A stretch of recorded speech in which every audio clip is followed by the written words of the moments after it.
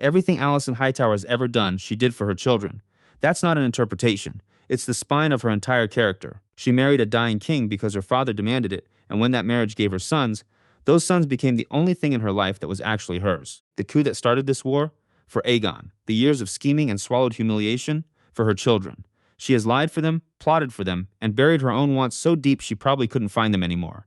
Which is why what she does in episode 6 is the single most shocking choice this show has given her. Alicent Hightower looked Rhaenyra in the eye, and she traded one of her own sons. Today we're breaking down exactly what she did, why she did it, and the terrifying prophecy detail hiding inside it that most viewers missed. If you're into deep House of the Dragon analysis, subscribe, because we cover every episode and every theory on this channel. Alright, let's walk through it. First, understand the position she's in when the episode starts, because the walls have been closing on her for weeks. Alicent and Helaena are prisoners in the Red Keep in everything but name.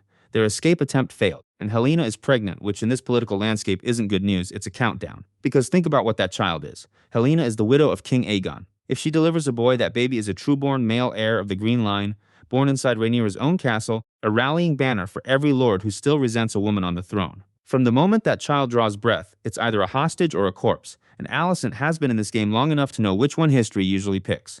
She already tried the quiet solution, asking Grand Maester Orwyle for a tea to end the pregnancy, and Helaena refused it. So the secret is going to become a crisis on a schedule nobody can stop, and Alicent makes the only move a cornered player can make. She takes the secret to Rhaenyra herself and confesses it before it can be discovered. Now watch what that confession actually is, because it's not honesty, it's an opening bid. Alicent isn't confessing to clear her conscience. She's confessing because volunteered information buys negotiating room that discovered information never does, and what she's negotiating for is Helaena's freedom. Get her daughter out of King's Landing, away from the court, away from the throne her unborn child threatens by existing. That's the deal on the table. And Rhaenyra, whatever else she's become this season, is not giving away a pregnant Green Queen for free. So Alicent pays. And the currency she pays with is Aemond. Here's what she hands over. Aemond is at Harrenhal. He's wounded. And, the detail that changes everything, Vhagar isn't with him. The largest dragon in the world, the single weapon that has kept every black sword away from Aemond's throat for 2 seasons, is gone, burning the countryside on her own. The most dangerous man in the Green cause is, right now, just a man. Alone, injured, and reachable. That is the most valuable piece of military intelligence in the entire war, and Alicent gives it to the woman her son has been fighting since the war began, and Rhaenyra understands exactly what she's been handed. She grants the request. Alicent will leave the city with a small escort, ostensibly bound for Harrenhal, and the show makes quietly, chillingly clear what else is riding in that party. An assassin. The episode ends with Aemond's death warrant moving toward him on the road, and his own mother traveling alongside it. So now the real question, the one this whole video exists to ask, did Alicent Hightower just betray her son? Or did she do the only loving thing left available to her? Because I don't think this is simple, and I don't think the show wants it to be. Look at it from inside her head. Alicent has 4 children.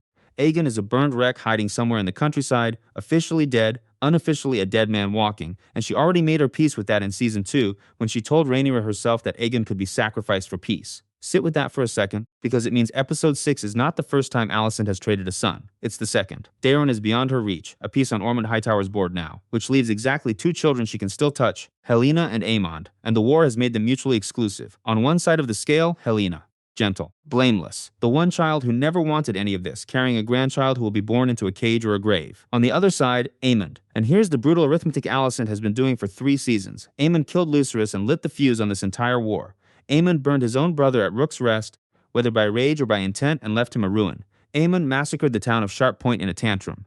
Aemond executed an old man mid-surrender at Harrenhal. Somewhere along the way, the son she raised became the thing the realm has nightmares about, and Alicent watched it happen in real time, close enough to smell the smoke. When she weighs Helaena and an unborn child against Aemond, she isn't weighing 2 innocent lives. She's weighing the last innocent people in her family against the man who keeps making more corpses. That's not a betrayal born of malice. That's triage. She's choosing which of her children can still be saved. But here's where the episode turns from tragic to genuinely eerie. And this is the detail I need you to hold on to. Where did Alicent's information come from? How does she know Aemond is at Harrenhal, and that Vhagar has left him?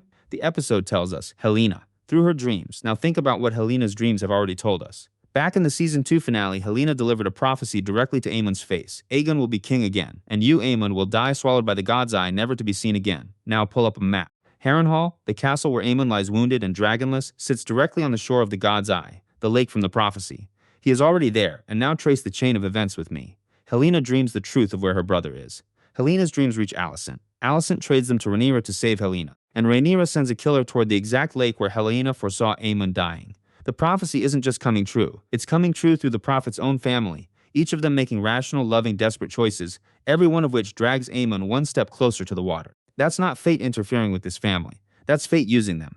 Does Alicent understand what she's done? That's the question the show leaves deliberately open, and it's the one I keep turning over. She's not naive. She watched Rhaenyra grant the request a little too easily. She knows what travels with small escorts in wartime. I think some part of Alicent knows exactly what she's carrying toward Harrenhal, and has simply built a room in her mind where that knowledge lives so she doesn't have to look at it. Because that's who Alicent has always been. Not a schemer like her father, not a killer like her sons. A woman who survives the unbearable by narrowing her eyes until she can only see the one child in front of her. And there's one more knife in this if you've been watching closely. All the way back in the season premiere, when Alicent begged Aemond to leave for Harrenhal, telling him it was for his safety, he kissed her, and it was wrong, and the show wanted us to feel how wrong it was. That's the last real moment between them. She sent him toward Harrenhal to protect him. Now she rides toward Harrenhal, and his death rides with her. The place she chose as his shelter is the place the prophecy chose for his grave. So what happens now? Quick spoiler-flavored word for book readers without giving away mechanics. In Fire and Blood, Aemond does not die by an assassin's knife. His ending over the God's Eye is one of the most famous events in the entire history, and it involves someone considerably harder to kill than a hired blade. So my read is this: the assassin doesn't finish the job. The show is using this plot to move the pieces into position, to put eyes on Harrenhal, to force Aemond out of hiding, maybe to reunite him with Vhagar in desperation. The destination is the same one the book promises. What the show has added is the unbearable detail that his own mother and his own sister are the ones who set him on the road to it. So that's where I land, and now I want your verdict, genuinely, down in the comments. When Alicent gave up Aemond's location, was that the betrayal of a son by a mother who gave up on him?